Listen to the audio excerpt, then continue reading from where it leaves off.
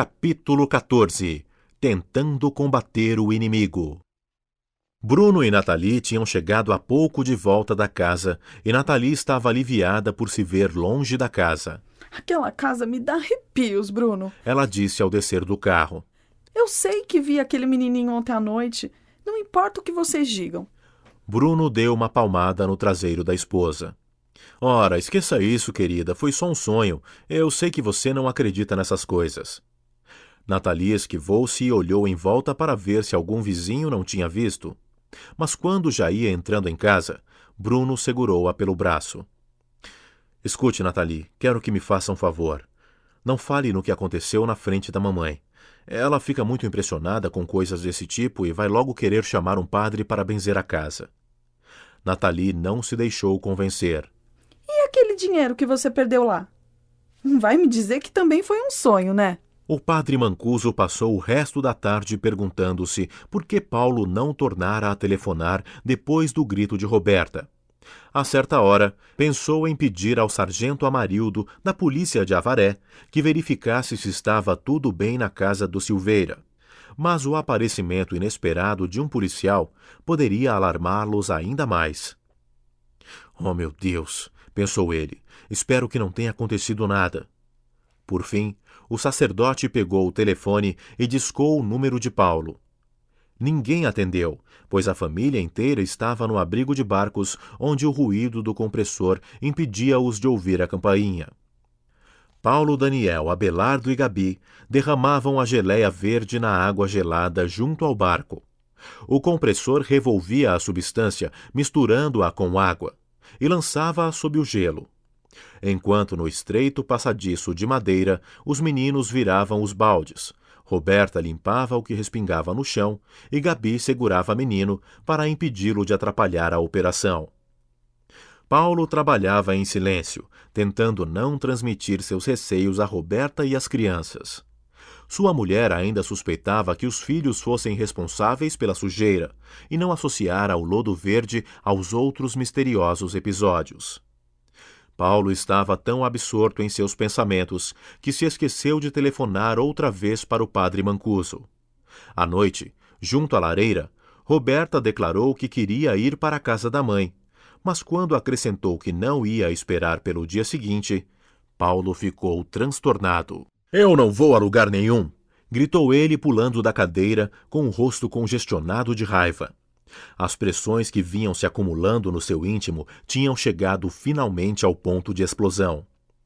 Tudo o que nós possuímos nessa droga de mundo está enterrado aqui nesta maldita casa, trovejou. Tenho muita coisa investida aqui para largar tudo assim sem mais nem menos. As crianças, que ainda estavam acordadas, correram apavoradas para junto da mãe.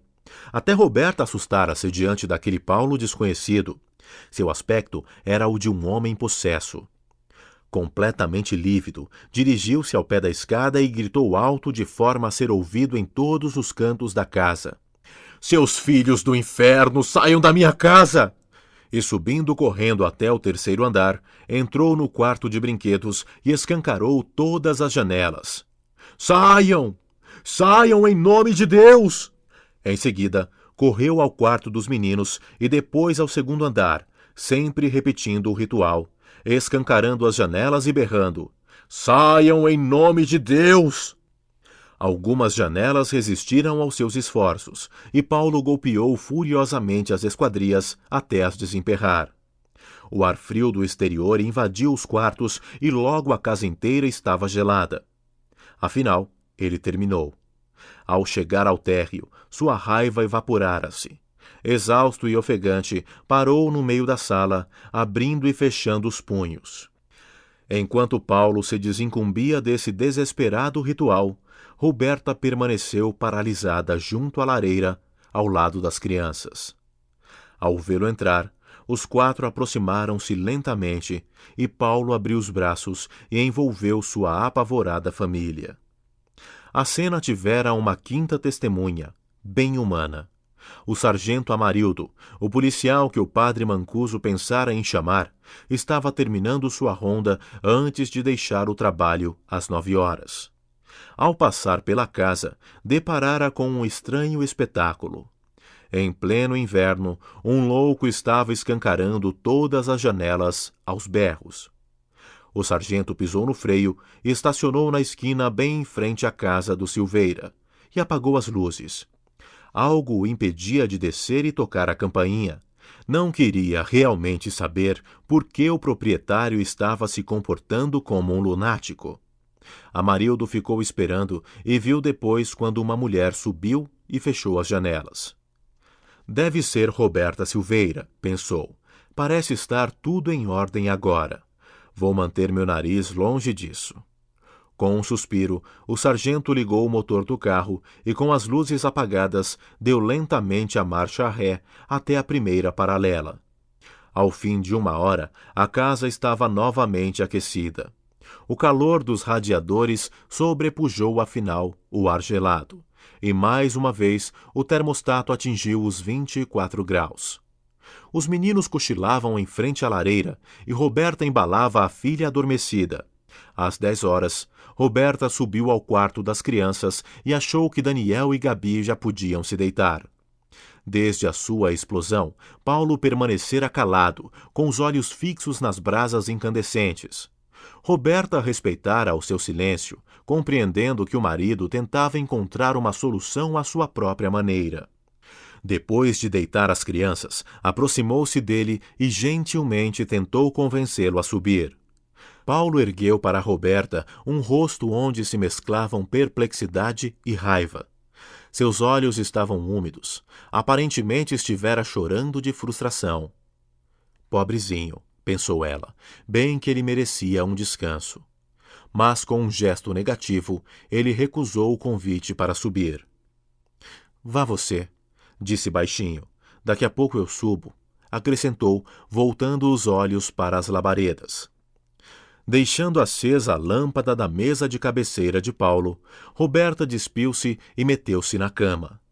Lá fora o vento uivava. O zumbido monótono relaxou-a lentamente e em poucos minutos começou a cochilar. De repente, ela sentou-se na cama num repelão e olhou para o travesseiro de Paulo. Continuava vazio. Devagar, virou a cabeça e olhou para trás. Ao ver sua imagem refletida no grande espelho da cabeceira, sentiu vontade de apanhar o crucifixo do armário. Tão forte foi o impulso que ela se levantou, mas ao ver seu rosto no espelho, estacou. Sua imagem parecia ter adquirido vida própria. Não faça isso! Você vai nos destruir a todos! Quando Paulo subiu, encontrou a esposa adormecida. Ajustou suas cobertas e, abrindo a gaveta da mesa de cabeceira, apanhou a Bíblia de Roberta. Depois, apagou a luz silenciosamente e tornou a descer. Voltando à sua poltrona da sala de estar, Paulo abriu a Bíblia no livro de Gênesis. Logo encontrou uns versículos que o fizeram refletir. Em voz alta leu: Então o Senhor disse à serpente: Porque fizeste isso, maldita serás, mais que toda a besta e mais que todos os animais do campo. Sobre o teu ventre andarás, e pó comerás todos os dias da tua vida. Paulo estremeceu. A serpente é o demônio, pensou. Nisso, sentiu um bafo quente no rosto e recuou violentamente a cabeça.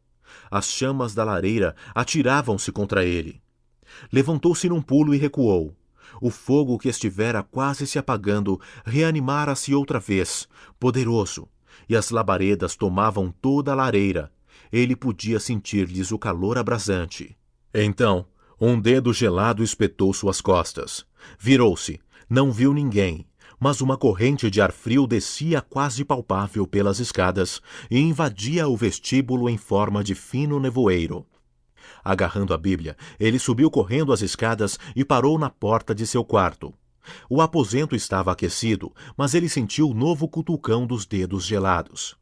Correndo para o quarto de Gabi, escancarou a porta. As janelas estavam abertas e a temperatura do quarto descera abaixo de 0. Arrancando a menina da cama, saiu dali correndo. O corpinho frágil e gelado tremia. Paulo levou-a para sua cama e colocou-a sob os cobertores. Roberta acordou. — Aqueça a menina! — berrou Paulo. — Ela está morrendo de frio. Sem hesitar, Roberta cobriu a menina com o próprio corpo. Paulo subiu correndo ao 3º andar. No quarto de Abelardo e Daniel, as janelas também estavam completamente escancaradas. Cobertos até a cabeça, os meninos dormiam. Paulo pegou-os no colo e desceu pesadamente as escadas. Os meninos batiam os dentes de frio. Paulo colocou-os na cama do casal e, metendo-se também sob os cobertores, aqueceu-os com o calor do seu corpo. Os 5 membros da família Silveira estavam deitados numa única cama, os corpinhos das crianças aquecendo-se lentamente enquanto os pais esfregavam seus pés e suas mãos. Foi preciso quase uma meia hora para que a temperatura delas voltasse ao normal. Só então, Paulo percebeu que ainda segurava a Bíblia. Sabendo que fora mais do que avisado, jogou-a no chão. Na manhã seguinte, um sábado de janeiro, a mãe de Roberta recebeu um telefonema desesperado da filha. Mãe, estou precisando de você. Quando a mãe tentou saber o que acontecera, Roberta disse que não podia explicar. Só a mãe vendo. Pegando um táxi, ela seguiu para Avaré. Paulo abriu a porta para a sogra e conduziu-a imediatamente ao quarto do casal. Depois, desceu e instou para que as crianças terminassem a refeição matinal.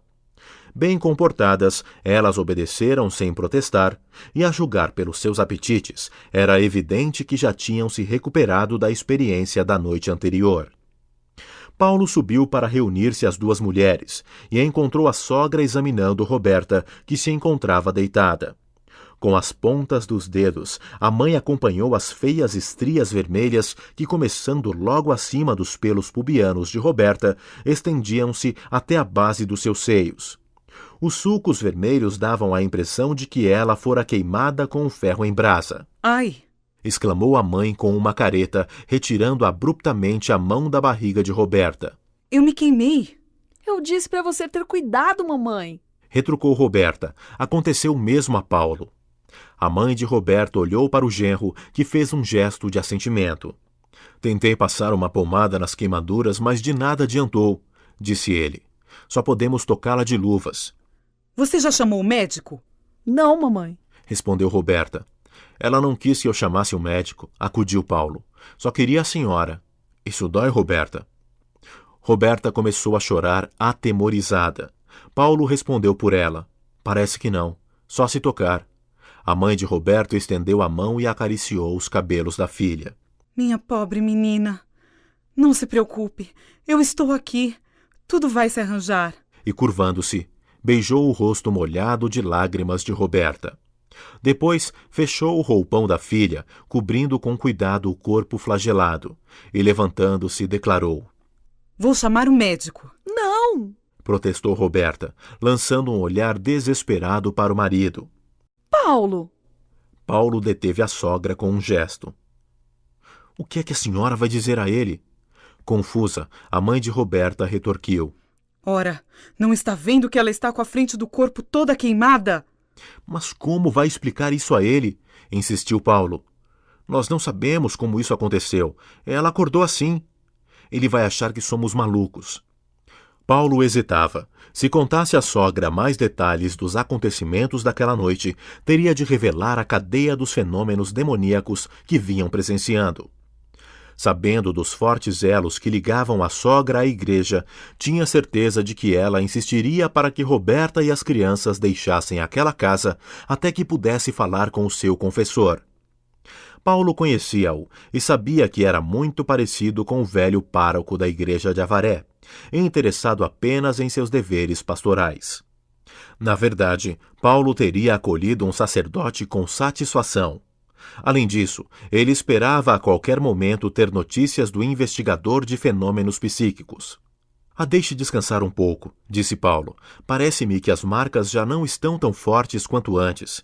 Talvez desapareçam logo, se lembrando dos sulcos do rosto de Roberta. Ele tem razão, mamãe, disse Roberta, temendo envolver a mãe mais profundamente. Vou ficar deitada mais um pouco. Você pode ficar comigo? A mãe de Roberta olhou para Paulo. Aqui há qualquer coisa que vocês não me contaram, pensou ela. Gostaria de dizer a Roberta que jamais gostara daquela casa, que toda vez que lá entrava sentia-se mal, A casa não lhe inspirava confiança. Tempos depois, a sogra de Paulo iria entender as razões de assim pensar. Deixando as duas mulheres no quarto, Paulo desceu para a cozinha. Daniel e Gabi tinham acabado de comer e até tirado a mesa do café. Tão logo Paulo adentrou a cozinha, as crianças lançaram um olhar de interrogação. Mamãe está bem, tranquilizou-os Paulo. Vovó vai ficar com ela. Segurando os ombros de Gabi, virou a criança na direção da porta. Vamos, pessoal, vamos dar uma saída. Precisamos fazer umas compras no supermercado e quero ver se sobra um tempo para passar na biblioteca. Depois que Paulo e as crianças saíram, a mãe de Roberta deixou-a só por alguns minutos e desceu à cozinha para telefonar para Bruno. Seu filho devia estar querendo saber por que motivo ela correra tão cedo à casa do genro. Bruno oferecera-se para levá-la, mas ela desencorajara-o, dizendo que poderia precisar dele para alguma coisa mais tarde. A sogra de Paulo disse a Bruno que Roberta tinha apenas cólicas e que ela telefonaria na hora que quisesse voltar. Sem lhe dar crédito, Bruno retrucou que iria até lá com Nathalie. Ela berrou que ele não deveria ir, em hipótese nenhuma, quanto mais levar Nathalie. Ela não queria que a nora espalhasse a história de que seus cunhados não regulavam muito bem. Em sua cama, Roberto ouviu a mãe gritar com o irmão ao telefone. Suspirando, abriu o roupão mais uma vez para olhar as marcas das queimaduras. Os vergões continuavam lá, mas ela teve a impressão de que estavam mais tênues. Encostou o dedo numa das marcas sob o seio direito. Desta vez, não teve de retirar apressadamente a mão. Sua sensação agora era a de que mergulhara o dedo em água bem quente. Tornou a suspirar. Ia fechar o roupão quando sentiu outros olhos fixos em sua nudez. Sentiu uma presença atrás de si, mas não teve forças para virar a cabeça com o horrível pressentimento de que veria algo horripilante no espelho da cabeceira. Paralisada de medo, sentiu-se incapaz até de erguer os braços para fechar o roupão, e ficou lá, o corpo exposto, os olhos apertados, os músculos todos contraídos, à espera do contato desconhecido. Roberta, o que está fazendo? Você vai morrer de pneumonia! Era a mãe que voltara da cozinha. Mesmo depois que os vergões vermelhos desapareceram completamente, a sogra de Paulo não quis deixar Roberta. Quando Paulo voltou com as crianças, ela insistiu em que toda a família deixasse aquela casa. Ele podia ficar se quisesse, mas Roberta e as crianças não deviam mais permanecer ali. A essa altura, Roberta dormia, e depois da última provação, Paulo não a quis acordar. Deixe-a dormir mais um pouco, disse Paulo. Depois nós resolveremos isso. A sogra anuiu com relutância, fazendo-o prometer que telefonaria no instante em que Roberta acordasse. Se você não telefonar, eu volto aqui. Ela ameaçou. Às 4 horas, chamou um táxi e seguiu para sua casa. Paulo obtivera um cartão de sócio temporário da Biblioteca de Avaré e trouxera para ler em casa um livro sobre bruxas e demônios. Quando a sogra saiu, acomodou-se na sala de estar e sozinho mergulhou num mundo de feitiçarias e fenômenos demoníacos. Eram mais de 8 horas da noite quando Paulo terminou de ler o livro. À tarde, a mãe de Roberta preparara macarrão com almôndegas e Paulo esquentara o prato para o jantar. As crianças comeram enquanto ele continuava a leitura. Da última vez que subira para ver Roberta, ela virara-se na cama e ele julgara que logo ela acordaria do seu tão necessário repouso. Agora, ele estava na cozinha e as 3 crianças viam televisão na sala de estar. Durante a leitura, tomara algumas notas e agora relia suas anotações. Organizara uma lista com nomes de demônios que até então desconhecia, palavras estranhas que soaram de uma forma bizarra a seus ouvidos. A certa altura, resolveu falar com o padre Mancuso. Foi com surpresa que o padre soube que os Silveira continuavam na casa, apesar das recomendações passadas por telefone. Pensei que vocês iam sair daí como os meus superiores recomendaram. Eu sei, padre, eu sei, respondeu Paulo, mas agora acho que sei como acabar com o problema. Estive lendo um livro sobre bruxarias e atos demoníacos, acrescentou, apanhando o livro na mesa. Deus do céu, pensou o padre Mancuso, estou lidando com uma criança, com um inocente. A casa desse homem pode explodir a qualquer momento sobre ele e sua família e ele vem me falar de bruxarias. Esse livro ensina um ritual para conjurar os demônios, prosseguiu Paulo. A gente diz o nome deles 3 vezes, está tudo aqui bem direitinho. Escarom, Madeste e outros destes nomes de demônios, padre. Eu os conheço muito bem, explodiu o padre Mancuso. Tem também outros como Erceleide. Puxa, que nome! Parece que esse tem qualquer coisa a ver com o voodoo. E ainda tem o Slender. Paulo, o padre protestou. Pelo amor de Deus, não torne a invocar esses nomes, nem agora nem nunca. Mas por que, padre? Objetou Paulo. Está tudo explicado aqui no livro. Qual é o problema? A ligação interrompeu-se. Paulo ouviu um gemido fantasmagórico, um estalido forte e depois mais nada. Teria o padre Mancuso desligado o telefone? Perguntou-se. O que teria acontecido? Era minha mãe? Paulo virou-se e viu Roberta em pé na porta. Ela penteara os cabelos e vestira calças compridas e um suéter. Tinha o rosto corado. Paulo fez um gesto negativo e perguntou: Como está se sentindo, querida? Dormiu bem? Roberta ergueu o suéter mostrando a barriga. Sumiu tudo. Disse ela, esfregando a barriga. Desapareceram. Onde estão as crianças? Perguntou, sentando-se à mesa. Estão vendo televisão, respondeu Paulo, pegando a mão da mulher. Quer falar com a sua mãe agora? Roberta assentiu. Sentia-se estranhamente descontraída, quase sensual. Desde que tivera a intuição de que alguém contemplava o seu corpo, uma profunda letargia apoderara-se dela, como se tivesse experimentando uma completa satisfação sexual. A sensação prolongara-se sono adentro, ela pensou, em sonhos em que ela fazia amor com alguém que não era Paulo. Roberta discou o número da mãe, enquanto Paulo dirigia-se à sala de estar. Um trovão reboou ao longe. Olhando para a janela, Paulo viu os primeiros pingos de chuva riscarem os vidros. Um relâmpago cortou a escuridão e, alguns momentos depois, ouviu um novo ribombar de trovão. Ele divisou a silhueta das árvores curvando-se ao vento. Roberta entrou na sala. Minha mãe disse que lá está chovendo a cântaros. Ela acha que devemos ir com a caminhonete em vez de Bruno vir nos buscar. A chuva caía forte agora, lavando as vidraças e as paredes da casa. Pelo barulho da chuva, acho que ninguém vai mais a lugar nenhum, replicou Paulo. Roberta lembrou-se de que, ao sair do seu quarto, deixara as janelas erguidas uns 2 dedos para arejar o ambiente. Mesmo por uma fresta pequena, poderia entrar água com aquela tempestade.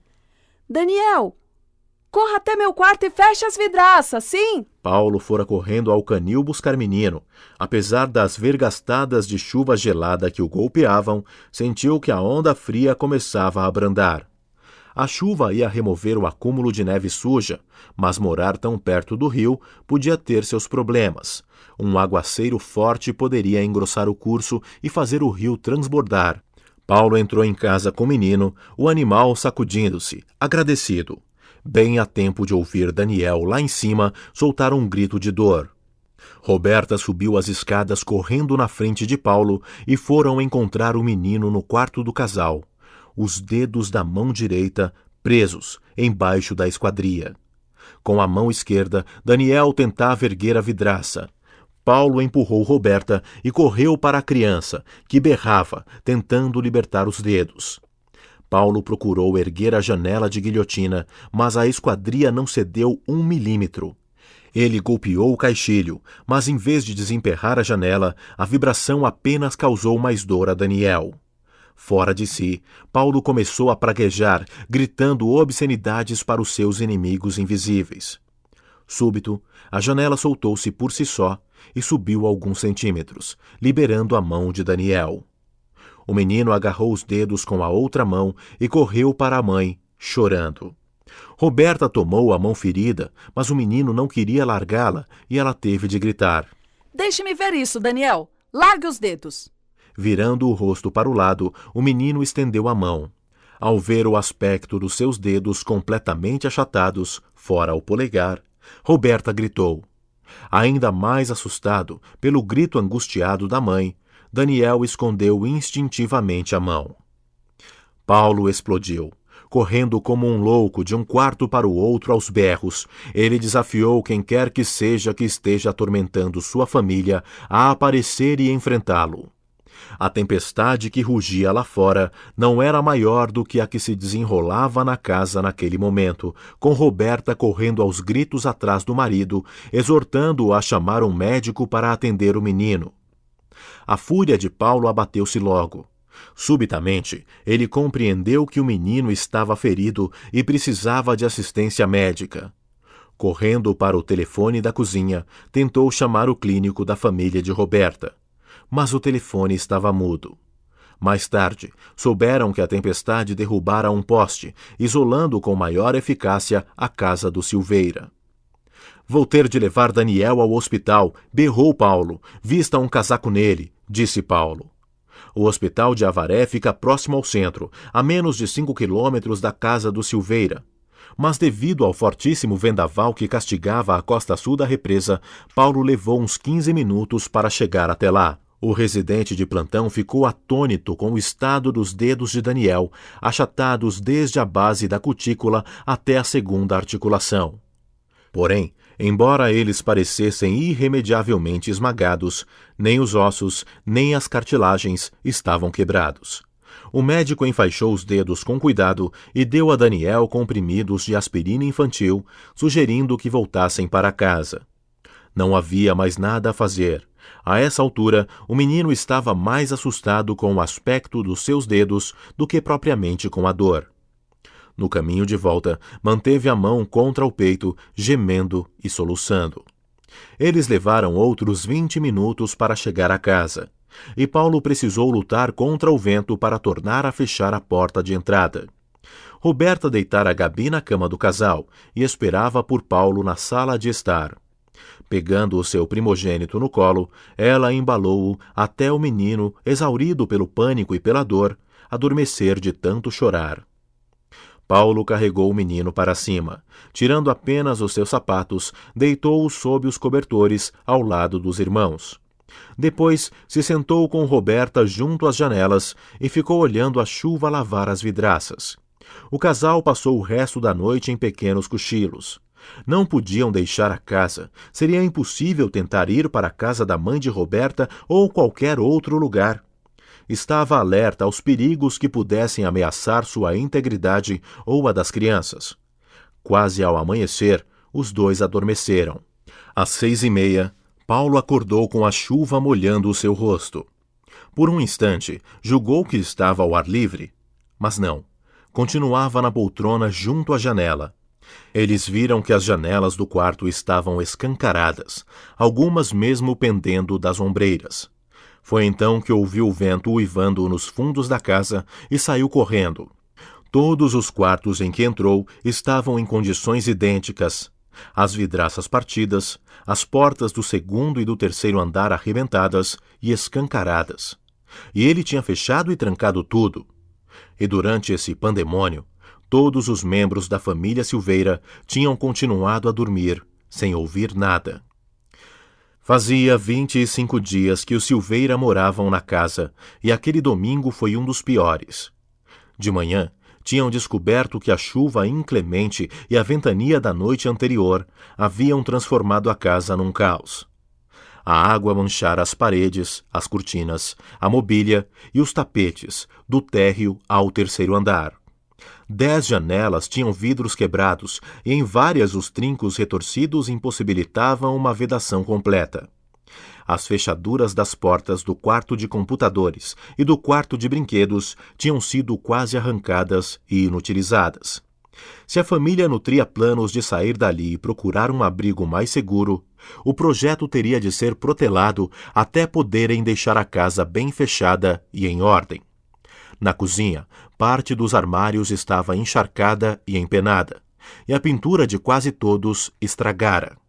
Roberta ainda não dera atenção a tais problemas. Tinha mãos ocupadas tentando livrar-se da água lamacenta que cobria o piso de ladrilhos. Esperava poder secar o chão antes que os ladrilhos começassem a se desprender. Daniel e Abelardo iam de quarto em quarto com 2 grandes rolos de toalhas de papel, esfregando as paredes. Carregavam a escadinha da cozinha para aumentar o alcance de seus pequenos braços. Atrás dos 2 ia Gabi, com um grande saco de plástico, recolhendo as toalhas molhadas que os garotos largavam no chão. Paulo retirou dos trilhos todas as cortinas da casa. Algumas podiam ser lavadas à máquina. Essas ele levou para o porão. As que precisavam ser limpas a seco, ele estendeu na sala, o local menos atingido pelo temporal. Toda a família manteve-se estranhamente silenciosa enquanto trabalhava para limpar a casa. O último desastre apenas intensificara sua determinação de morar naquela casa. Ninguém dava expressão a esse sentimento, mas Paulo, Roberta e seus filhos estavam agora dispostos a enfrentar qualquer inimigo, natural ou sobrenatural. Até Menino, o cachorro, dava demonstrações de força. O cão corria de um lado para o outro em seu canil, na lama, a cauda erguida, os dentes arreganhados. Os rosnados e latidos que escapavam do seu peito vigoroso eram indícios de que o animal estava pronto a fazer em pedaços qualquer pessoa ou coisa desconhecida.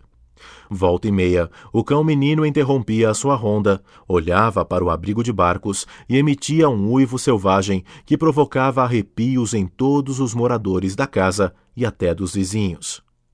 Terminando de lidar com as cortinas ensopadas, Paulo concentrou-se nas janelas. Primeiro cortou pedaços de um plástico grosso para tapar os vidros quebrados e prendeu-os nos caixilhos com fita gomada branca. O resultado não era nenhuma maravilha, mas o plástico pelo menos impedia a entrada da garoa intermitente. A previsão de Paulo na véspera estava certa. A temperatura elevara-se com a tempestade e agora estava acima de 0 grau.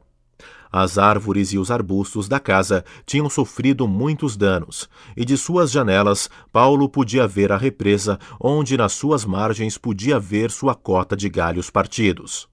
Entretanto, notou que os vizinhos não tinham vidraças quebradas nem quaisquer prejuízos exteriores. Só aqui em casa, pensou Paulo, é de amargar. Os trincos das portas e janelas constituíam um problema mais difícil. Paulo não possuía as ferramentas necessárias para reparar os danos e usou um alicate para desentortar o que lhe foi possível. Depois, pregou as ferragens nas esquadrias com pregos fortes e desafiou seus inimigos invisíveis. Quero ver vocês arrancarem isso, seus demônios do inferno.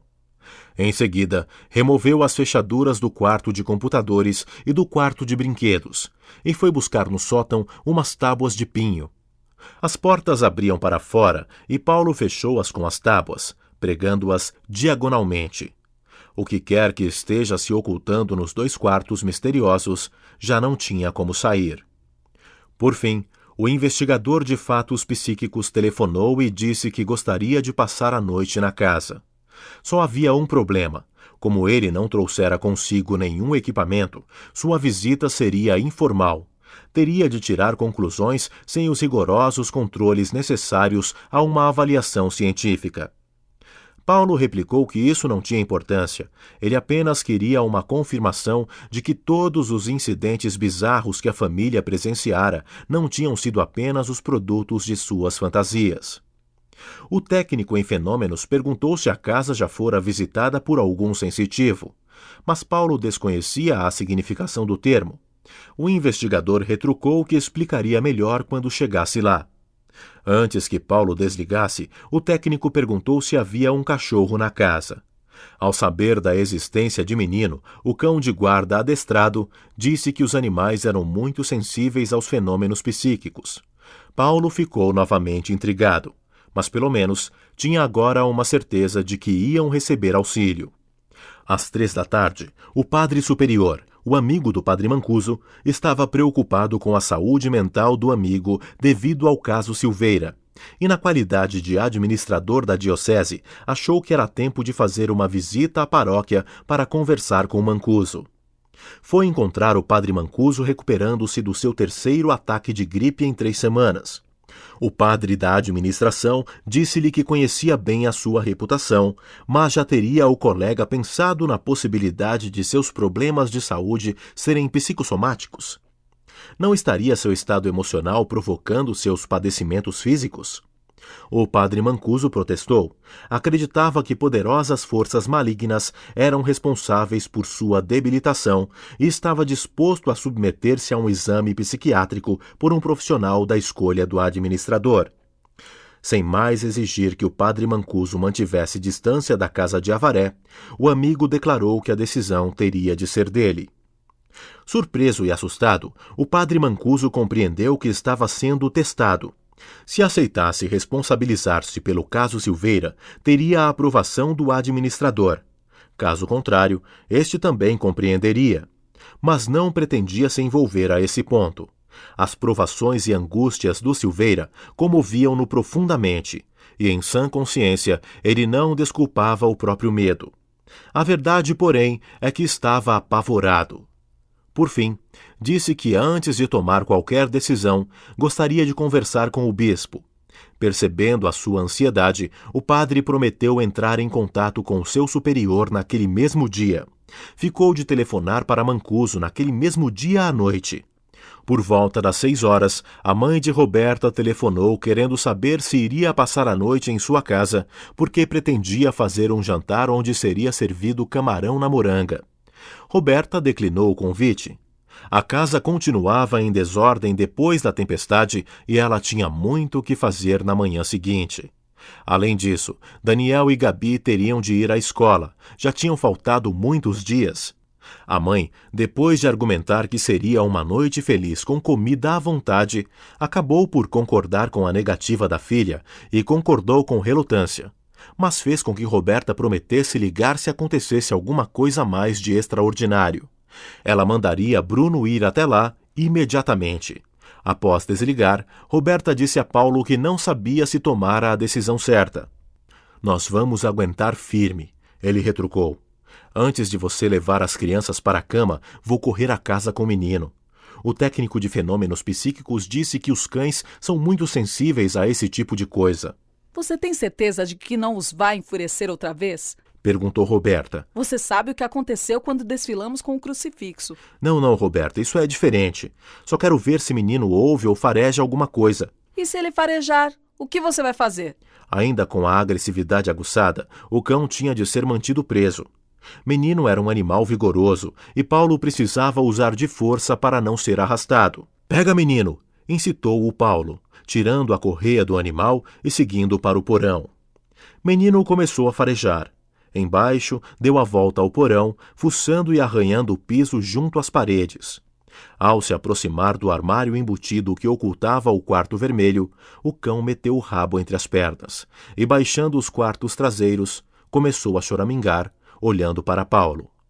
"O que é, menino? Está farejando alguma coisa?" Os gemidos do cão tornaram-se angustiados e ele começou a recuar, sempre agachado. Por fim, latiu e, levantando-se, subiu correndo as escadas. Em cima, tremendo todo, esperou que Paulo lhe abrisse a porta. "O que aconteceu?" perguntou Roberta. "Menino teve medo de chegar perto do esconderijo", disse Paulo. E, sem tornar a colocar a correia no cachorro, fez com que corresse a cozinha, a sala de estar, a sala de jantar e a varanda envidraçada. O cão animou-se e todo lampeiro farejou todo o andar térreo. Porém, quando Paulo tentou levá-lo para cima, Menino estacou no primeiro degrau da escada. "Vamos!" ordenou Paulo. "O que é que há com você?" O cão colocou uma pata no segundo degrau, mas ficou nisso. "Eu o faço subir", ofereceu-se Daniel. "Ele sempre vem atrás de mim", disse o menino, adiantando-se e acenando para que o cachorro o seguisse. "Não, Daniel, você fica aqui embaixo", disse Paulo. "Eu levo o menino." Abaixando-se, Paulo puxou a coleira do animal. Menino moveu-se a princípio com relutância e depois com mais animação. O cão entrou sem problemas no quarto de casal e no quarto de vestir, mas, ao aproximar-se do quarto de Gabi, hesitou. Paulo segurou-o pelos quartos e empurrou-o, mas o animal recusou-se a entrar, fazendo o mesmo na frente da porta fechada com tábuas do quarto de computadores. Ganindo baixinho, Menino esgueirou-se por trás de Paulo. Ora, menino, não há ninguém aí dentro. Que bicho mordeu? Protestou o dono. Assim que entrou no quarto das crianças no terceiro pavimento, o cão pulou em cima da cama de Daniel. O animal daí correu para as escadas, passando pelo quarto de brinquedos, sem um olhar sequer. Paulo não conseguiu detê-lo. Quando o marido chegou embaixo, bem depois do cão, Roberta perguntou: O que aconteceu? Não aconteceu nada, absolutamente nada. O próprio bispo telefonara para o padre Mancuso e sugerira que, se este estivesse suficientemente bem para viajar, fosse à diocese na manhã seguinte. O padre Mancuso respondera que eram apenas 15 minutos de carro e sua temperatura estava normal. Embora a meteorologia previsse ventos fortes, não deveria esfriar. Afirmou ao seu superior que tinha toda a intenção de comparecer à entrevista. Na casa do Silveira, mais um dia chegava ao fim. Toda a família estava de novo reunida no quarto do casal. As 3 crianças deitadas na cama e Paulo e Roberta em poltronas junto às vidraças quebradas. O quarto parecia exageradamente aquecido, e os olhos de todos tinham começado a arder. Paulo pensava que era de cansaço. Um por um, eles adormeceram. Primeiro Gabi, depois Daniel, Roberta e, por último, Paulo e Abelardo. Ao fim de 10 minutos, todos dormiam profundamente. Dali a pouco, Paulo foi rudemente despertado pela mulher e pelas crianças, que diante de sua poltrona tinham os olhos cheios de lágrimas. — O que foi? Murmurou sonolento. — Você estava gritando, Paulo, disse Roberta. — Nós não conseguíamos acordá-lo. — É, papai, você fez a mamãe chorar! Exclamou, meio adormecido, sentindo-se como se tivesse sido narcotizado. Paulo estava tonto. — Eu machuquei você, Roberta? — Oh, não, querido! Ela protestou. — O que foi que aconteceu então? — Você estava gritando. Estão me partindo ao meio. Nós não conseguimos acordá-lo. Paulo não estava entendendo. Porque Roberta dizia que ele gritara: estão me partindo ao meio. Ele sabia perfeitamente bem que o que dissera fora: estou me descolando. Agora ele se lembrava de que estava sentado na poltrona quando de repente sentira uma força poderosa levantar a poltrona e virá-la lentamente para o outro lado. Incapaz de mover-se, Paulo vira o vulto encapuzado com o rosto crestado que aparecera pela primeira vez na lareira da sala. A cabeça horrivelmente desfigurada que o olhava com uma expressão feroz tornou-se mais nítida. — Meu Deus, me ajude! Gritara Paulo, e vira então seu próprio rosto aberto ao meio emergir do capuz. — Estou me descolando! Ele gritara então. Ainda atordoado, começou a discutir com as crianças. — Eu sei muito bem o que eu disse, ele resmungou. Vocês não vão querer saber mais do que eu. As crianças recuaram. Ele ainda está dormindo, pensou Roberta. Deve ter tido um pesadelo. — Você tem razão, Paulo. Você não disse nada disso. Acalmou-o Roberta, encostando a cabeça do marido no seio. — Papai! Interrompeu Gabi. Vamos até o meu quarto. Jura disse que quer falar com você. A ansiedade que transparecia na voz da menina despertou finalmente Paulo. Ele deu um pulo, quase derrubando Roberta. — Jura? Quem é Jura? — É o amigo dela, explicou Roberta. — Eu já lhe contei. São amigos imaginários. Ninguém pode ver o Jura. — Pode sim, mamãe, protestou Gabi. Eu o vejo muito bem. Ele é o maior porco do mundo, acrescentou a menina, dirigindo-se animada para a porta. Paulo e Roberta entreolharam-se. Um porco? Ele perguntou, e os dois tiveram a mesma ideia juntos. O porco está no quarto dela. Correndo atrás de Gabi, Paulo berrou para Roberta e os meninos. — Vocês fiquem aí! Gabi estava subindo na sua cama quando Paulo chegou à porta do quarto.